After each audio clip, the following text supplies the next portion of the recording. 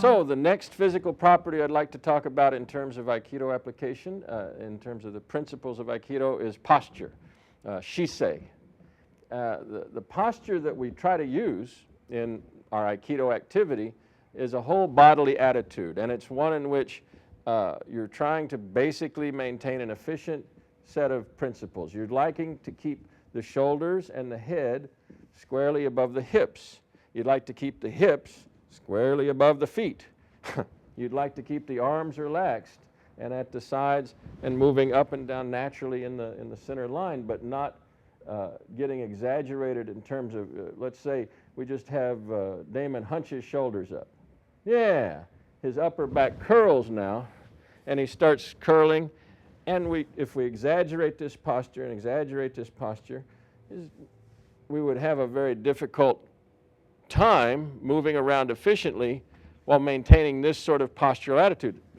Also, if let's say he keeps his back straight, but he likes to bend over at the hip, he likes to break over here a little bit. That would be an extreme form of it. But you see many, many people in life walking around and they tilt forward from the hip in this kind of fashion, and again, they're putting a little postural quality into their movement, which is invoking a non-centered type of movement. So earlier we talked about center.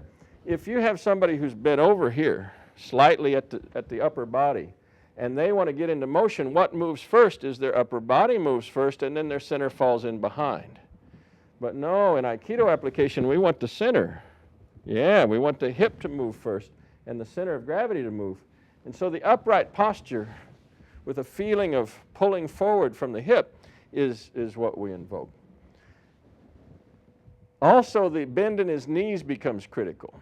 So if Damon stands and makes his knees straight, so he locks his knees, and he's just stiff as a board in the legs, he will find that he has very little ability to have any reactivity from almost anything pushing on him. He's like the stiff-legged guy. He's like he's made out of wood.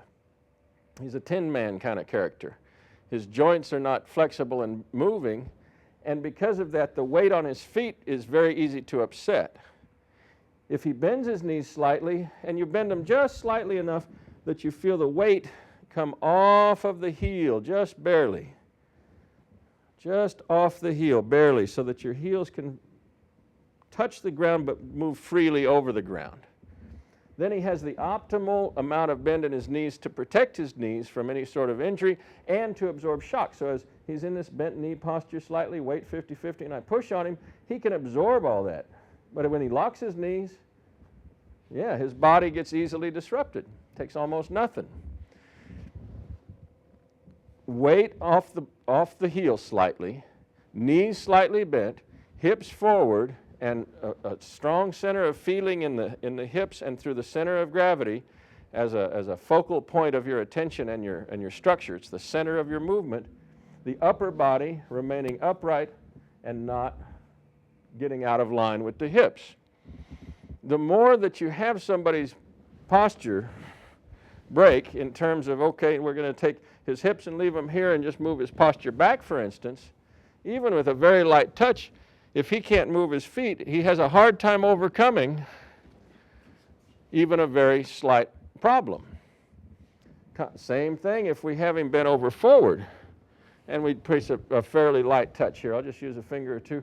And he wants to try to stand up without moving his feet. He has, yeah, he's either got to move his feet or fall forward. Not much case. For being in these postures that are inefficient, standing upright, moving from the center, about as efficient as we can get in terms of moving through space. Now the next part of this that gets in here that's not usually talked about in terms of posture is what's going on at the level of the feet in relation to the center. We'd like to keep our feet underneath our center of gravity in good posture so that when he takes a step or when I take a step, we take a natural size step. We take a step, and by natural size step, you can find this for yourself. Just close your eyes and turn around a few times, just sort of, yeah, like crazy. And now just stop, and now just take a step forward, and stop. Now that step you just took, you can open your eyes, that size of step he just took when he was under the challenging condition of coming out of spinning around and with his eyes closed, so he didn't have any visual reference points, his natural thing that just came out of his system is almost certainly going to be the size or the width of his shoulders or slightly inside of that. Because when we're under challenging conditions, we have to move our feet carefully under our center. There are occasions when you can make a larger than normal step, but every time we take a larger than normal step, our posture becomes more and more challenged. So there are times to do it, but you're always taking a little risk whenever you do it.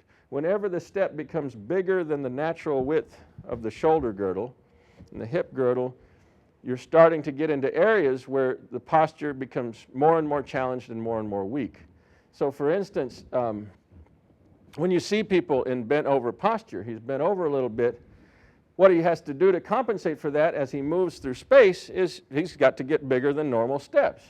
So you see people bending over like wrestlers do, right? And look how wide their feet are, much wider than a normal human activity.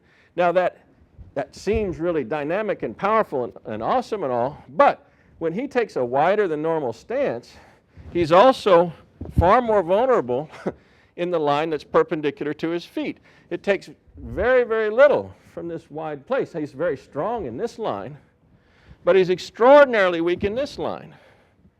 And so they have a built-in weakness just by extending the posture forward and expanding the legs wide. If he's standing in a normal position and he advances one leg at me, he still has, no, just stand still. He still has this power that he had in the wrestling move. He can still be very strong in this relationship and bridging, but when I try to distort him here, it's relatively little effect. He can absorb it readily and he can move with it and not be taken out of control by. So the distortions of posture that we see, rocked back or forward, become reflected in the size of steps that start occurring to try to compensate for those weakened or less efficient postures. So this is something to look out for, because many, many people in Aikido application habitually go to big steps, large flamboyant movements that are inherently a little risky. And often if you've trained in that way to do those larger, more risky steps without ever becoming conscious of what may happen, you can find yourself getting surprised. And so it's critical to bring your activities back down to a tighter type of footwork that operates directly under your center of gravity. And be aware that there are times to get the larger steps happening, but they're special occasions. They're not what you want to do as your normal, habitual, everyday type of Aikido movement. You save them for a rainy day. Because every time that you take that larger than shoulder width step, you're winding up in a potential postural catastrophe. You have greater and greater challenges that can mount, that can become ultimately insurmountable.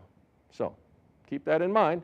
Posture, width of step, weight on the balls of the feet, all go together. Thank you very much.